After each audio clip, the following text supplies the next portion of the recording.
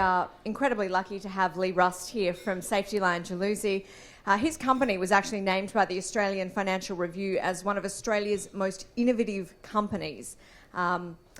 Leigh is a multi-award-winning entrepreneur. He's a father of 3 and a passionate advocate for sustainability and Australian-made goods. Leigh believes a legacy of great building initiatives should start with the intention of sourcing locally made products to stimulate our economy before sending funds offshore. Now, he's the driving force behind Safetyline Jalousie's mission to provide quality air solutions with ongoing energy efficiency for built environments. Well, welcome, Leigh. Thank you so much for joining us today. I hope that little video gave everyone a little bit of an insight into exactly what Safetyline Jalousie does, but why don't you give us your spiel? What is Safetyline Jalousie and louvers? What? It's a real niche. Tell me a little bit about what you do. Well, firstly, Ramil does have a job. Ramil does work for us. It's a big part of our success. But Safetyline Jalousie, it's a louver window system that is tailored towards the commercial sector. It's very high performance, and it takes on all the basically combats all the negatives that louvers had in the industry and puts together a lot of performance metrics that make it usable in any window opening in any building.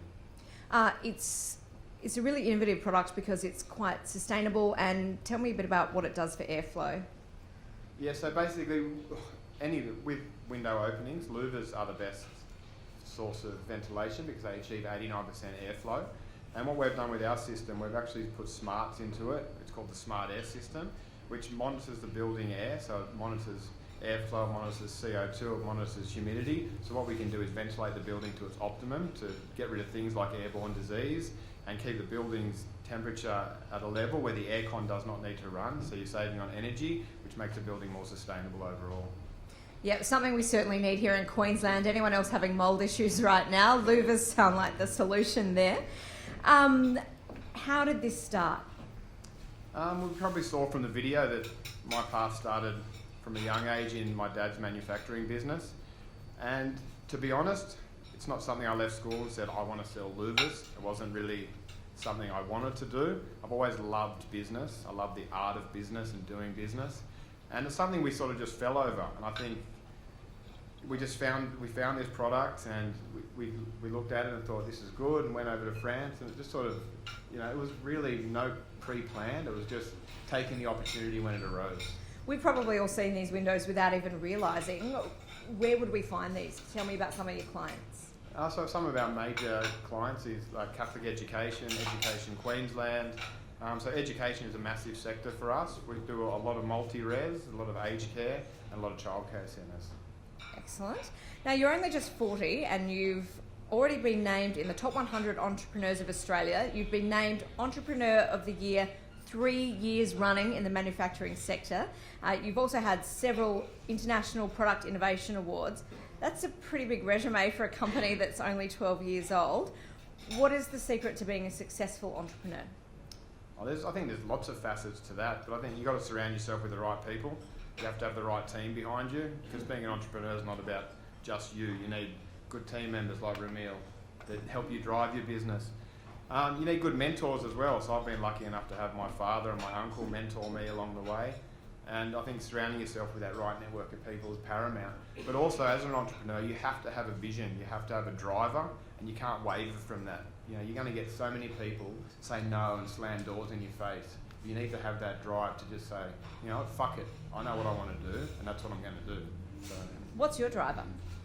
My main driver is my family, of course. My children. I have 3 children and a baby on the way, which will make 4. So family for me is everything. Family becomes before business for sure.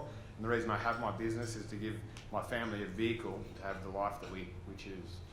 You often say when it comes to entrepreneurship that it's more than just having a good idea. What do you need then? You need determination. You need an idea for sure, because you need to have a goal or an end game in sight. You need to surround yourself with good people. But you need attitude, you really do. You need a internal attitude that says, I can do this, that you won't take no for an answer. I think that's really important to have that grit and determination. What do you think is behind the success of your company? Because it certainly hasn't happened overnight. It didn't happen overnight for sure. Like where we are today, we started in a 2-car garage with 3 people, with 0 money. You know, we basically went week to week to week. But again, it comes back to that having that end goal inside. That I knew this product had a place in the market. I knew that we could take this and make it something like it is today. So I think it's, yeah, you need belief and you need drive.